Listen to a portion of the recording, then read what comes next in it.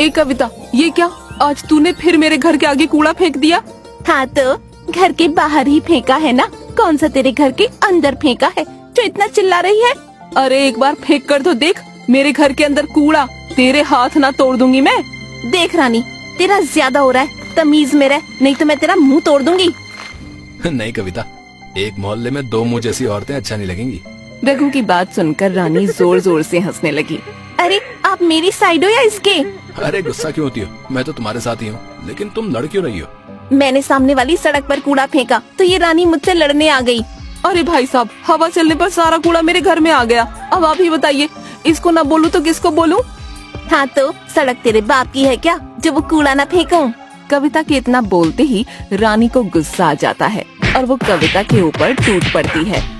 अरे अरे, ये तुम दोनों क्या कर रही हो? रुक जाओ, अरे रुक जाओ। कविता, आज तो तुझे छोड़ रही हूँ चुड़ैल, लेकिन अगली बार मेरे सामने मत आ जाना, नहीं तो मुझसे बुरा कोई नहीं होगा। अरे तुझसे बुरा तो कोई है भी नहीं डायन। इतना बोलकर रानी वहाँ से चली जाती है और कविता घर के अंदर आ जाती है। अगले दिन कविता कुएं पर पानी भरने जाती है। अरे जल्दी जल्दी पानी भर लो, वो लड़ाकू कविता कभी भी आती होगी, क्या फायदा फिर किसी से लड़ने लग जाए। रानी की ये बात कविता सुन लेती है। रानी, लगता है तुझे कल का सबक याद नहीं है। अरे कविता, रानी सही तो बोल रही है, तुम सबसे लड़ती ही तो रहती हो। सुन लिया कविता, तुझे सारा गांव जानता है कि तू कितनी लड़ाकू है। कविता को रानी पर बहुत गुस्सा आता है, लेकिन सभी औरतों को रानी की तरफ देख कविता गुस्से में वहाँ से चली जाती है।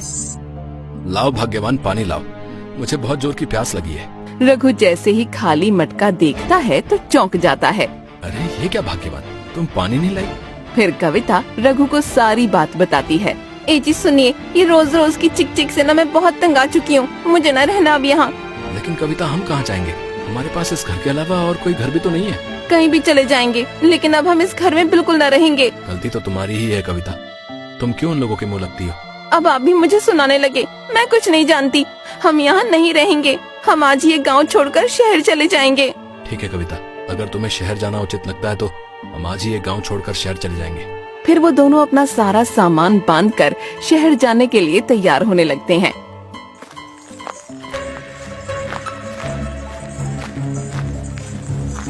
थोड़ी दूर चलने के बाद कविता रघु से कहती है, ए जी, मुझे बहुत तेज प्यास लगी है, आप जल्दी पीने के लिए पानी का इंतजाम कीजिए ना, नहीं तो आज प्यास के कारण मेरे प्राण ही निकल जाएंगे। ठीक है कविता, तुम इस पेड़ की छांव में बैठो, मैं भी तुम्हारे लिए कहीं से पीने के लिए पानी का इंतजाम करता हूँ। ठीक है जी, जल्दी आइएगा, मेरा तो प्यास के मारे बुरा हाल हो रहा है।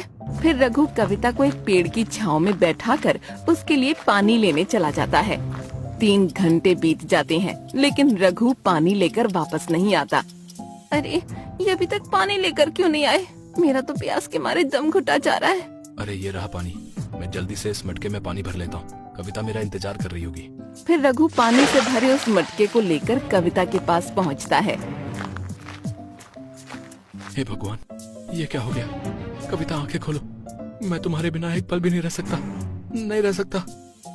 रघु ने पानी लाने में बहुत देर कर दी और कविता ने प्यास के मारे अपने प्राण त्याग दिए। हे भगवान, मैं अपनी पत्नी के साथ नया जीवन आरंभ करने शहर जा रहा था, लेकिन तुमने उसके प्राण हर लिए। कृपा करके मेरी पत्नी के प्राण लौटा दे भगवान, मैं उसके बिना नहीं रह सकता। रघु की प्रार्थना सुनकर भगवान की आकाशवाणी हुई और आसमान में से एक आवाज आने लगी। रघु मेरे मित्र, तो एक ना एक दिन इस दुनिया से सभी को जाना है। तेरी पत्नी की आयु समाप्त हो चुकी है। हे भगवान, मैं अपनी पत्नी से बहुत प्यार करता हूँ, कृपा करके इसके प्राण लौटा दीजिए, मैं अपनी पत्नी के बिना बिल्कुल भी नहीं रह सकता। मैं तुम्हारी पत्नी के प्राण नहीं लौटा सकता, लेकिन अगर तुम अपने आधे प्राण अपनी पत्नी को देना स्वीकार करो तो तुम्हारी पत्नी जीवित हो जाएगी। ठीक है भगवान, मैं अपने आधे प्राण अपनी पत्नी को देने के लिए तैयार हूँ। फिर रघु अपनी पत्नी को अपने आधे प्राण दे देता है और उसकी पत्नी जीवित हो जाती है और भगवान की आकाशवाणी भी गायब हो जाती है। ए जी, आप पानी ले आए, मुझे बहुत तेज प्यास लग रही है, अब जल्दी से मुझे पानी दे दीजिए। हाँ कविता, मैं तुम्हारे लिए पानी ले आया, ये पानी पी लो, तुम्हारी प्यास बुझ जाएगी। कविता ने पानी पिया और फिर से उन्होंने अपनी यात्रा प्रारंभ कर दी। थोड़ी दूर चलने के बाद उन्हें एक कुआं दिखाई दिया।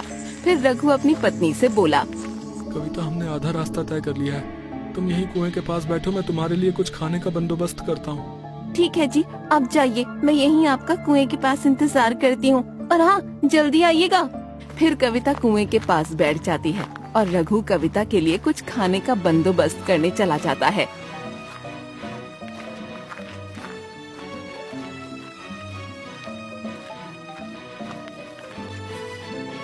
आप कौन हो और यहाँ कुएं के पास क्यों बैठी हो? क्या आप किसी का इंतजार कर रही हो? मैं अपने पति का इंतजार कर रही हूँ, वो मेरे लिए खाना लेने गए हैं। अगर आपको कोई एतराज ना हो तो आप मेरे साथ मेरे घर चल सकती हैं। मैं आपको पेट भरकर खाना खिलाऊंगा और आपको रानी बनाकर रखूंगा। कविता प्रेम की मीठी मीठी बातों में आ जाती है और उससे प्यार कर बैठती है। लेकिन अगर मेरे पति ने मुझे आपके साथ देख लिया तो आफत हो जाएगी। जब तुम्हारा पति यहाँ पर आएगा, हम दोनों मिलकर उसको कुएं में धकेल देंगे और एक हंसी खुशी जीवन बिताएंगे। प्रेम और कविता आपस में बात कर ही रहे थे कि तभी वहाँ रघु आ जाता है। ये लो कविता, मैं तुम्हारे लिए खाना ले आया, लेकिन तुम्हारे साथ ये व्यक्ति कौन है? जी, ये व्यक्ति यहीं से जा रहे थे, मुझे कुएं के पास बैठा देख मेरे पास आ गए। खैर ये सब छोड़िए ना, क्या आप मेरे लिए खाना ले आए? हाँ, मैं तुम्हारे लिए खाना ले आया। अब तुम जल्दी से ये सारा खाना खा लो, हमें अभी और भी सफर तय करना है। और तभी कविता नाटक करते हुए रघु से बोली, ए जी, लगता है कुएं में से कुछ आवाजें आ रही हैं। लेकिन मुझे तो कुछ भी आवाजें नहीं आ रही हैं। लगता है ये तुम्हारा भ्रम है कविता। नहीं जी, ये मेरा भ्रम नहीं हो सकता। आप कुएं में झांक कर देखिए ना, लगता है इस कुएं के अंदर कोई है। ठीक है कविता, अगर तुम कहती हो तो मैं इस कुएं के अंदर झांक कर देखता हूँ। फिर रघु कुएं में झांकने लगता है और मौका देखकर कविता और प्रेम रघु को उस कुएं में धकेल देते हैं। अरे कोई बचाओ, अरे मुझे इस कुएं से निकालो, कोई तो बचाओ। कविता, अब इस रघु को कुएं में से कोई नहीं बचा सकता। ये कुआं काफी गहरा है, अब तक तो इसको सांप बिच्छू मारकर खा गए होंगे। फिर कुछ देर बाद रघु की कुएं से आवाजें आनी बंद हो जाती हैं और उन दोनों को ऐसा लगता है कि रघु मर चुका है। लगता है ये मर गया, अब हम दोनों को कोई अलग नहीं कर सकता। और फिर दोनों आगे बढ़ गए।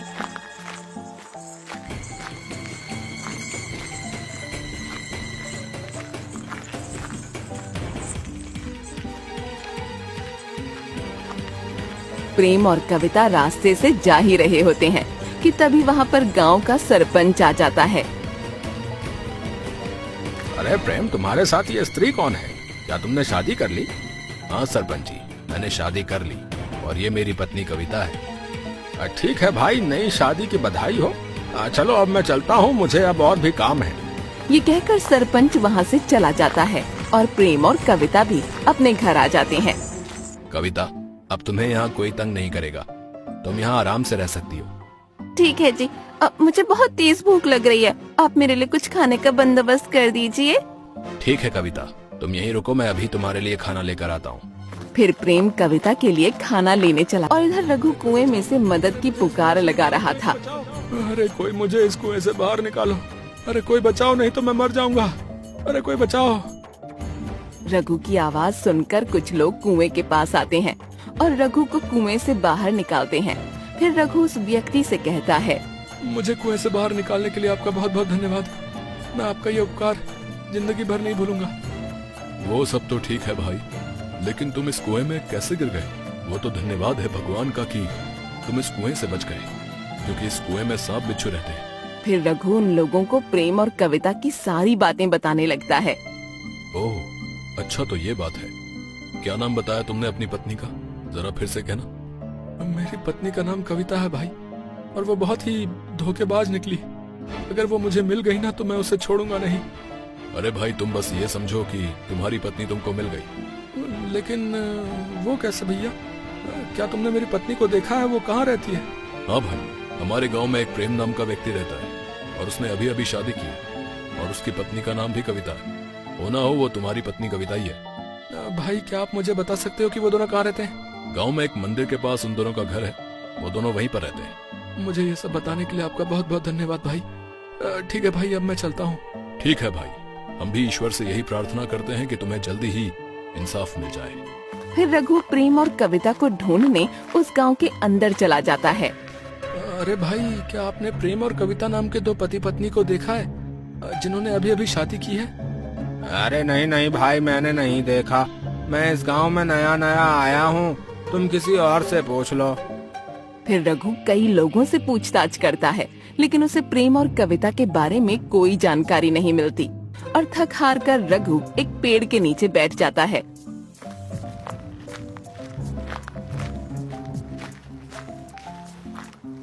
अरे क्या हुआ भाई, तुम बड़े ही चिंतित दिखाई दे रहे हो। क्या बात है, मुझे बताओ। क्या पता मैं तुम्हारी कुछ मदद कर दूं? मेरा नाम रघु है और मैं अपनी पत्नी की तलाश में इधर उधर भटक रहा हूँ। क्या नाम है तुम्हारी पत्नी का और वो तुमसे कैसे अलग हो गई? मेरी पत्नी का नाम कविता है और उसने मुझे एक प्रेम नामक व्यक्ति की बातों में आकर मुझे कुएं में धकेल दिया था। वो तो धन्यवाद है इस गांव के व्यक्तियों का जिन्होंने मुझे उस कुएं से बाहर निकाला। प्रेम और कविता, ये नाम तो मैंने सुना है लेकिन मुझे याद नहीं आ रहा। सरपंच जी, दिमाग पर जोर लगाइए और सोचिए ये नाम आपने कहाँ सुना है। मेरी याददाश्त थोड़ी कमजोर है, इसलिए याद नहीं आ रहा। सरपंच जी सोचिए, उन दोनों को ढूंढना मेरे लिए बहुत जरूरी है। फिर सरपंच कुछ देर सोचता है और उसको वो नाम याद आ जाता है। अरे हाँ, याद आ गया। प्रेम और कविता नाम के दो पति पत्नी ने अभी भैया, कहीं उसकी पत्नी तो तुम्हारी पत्नी नहीं है? हाँ सरपंच जी, वही मेरी पत्नी है। क्या आप मुझे उन दोनों के पास ले जा सकते हैं? हाँ हाँ, क्यों नहीं, चलो मेरे साथ, मैं अभी तुमको उनके पास ले चलता हूँ। फिर सरपंच रघु को प्रेम और कविता के घर ले जाता है।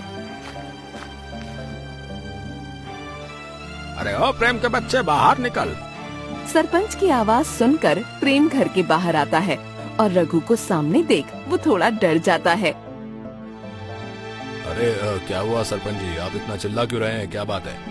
मुझे खबर मिली है कि जिस लड़की से तुमने शादी की है वो इस रघु की पत्नी है। अरे नहीं नहीं सरपंच जी, ये व्यक्ति झूठ बोल रहा है। शायद इसको कोई गलतफहमी हुई है। मुझे कोई गलतफहमी नहीं हुई है प्रेम। सरपंच जी, ये व्यक्ति झूठ बोल रहा है।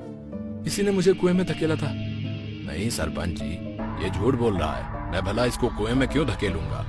आखिर मेरी इससे क्या दुश्मनी? झूठ मत बोल प्रेम, तूने और कविता ने मुझे कुएं में धकेला था। मैं तुम दोनों को छोड़ूंगा नहीं। अरे रुको रुको, हम कविता से ही पूछ लेते हैं। प्रेम, तुम कविता को बाहर बुलाओ।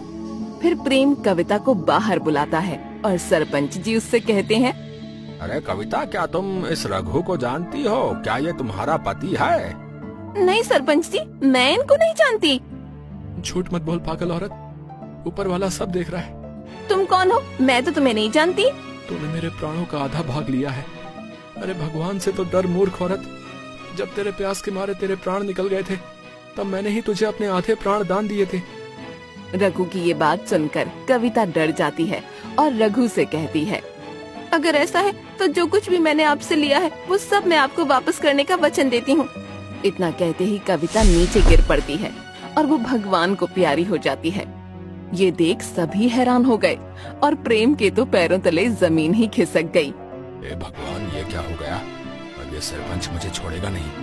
प्रेम, तूने हमसे झूठ बोला और रघु को कुएं में धकेलने के आरोप में मैं तुझे कारावास में बंद करता हूँ रे।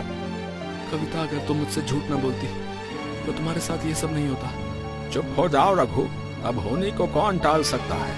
अब जो हुआ सो हुआ, तुम्हें चिंता करने की कोई जरूरत नहीं है।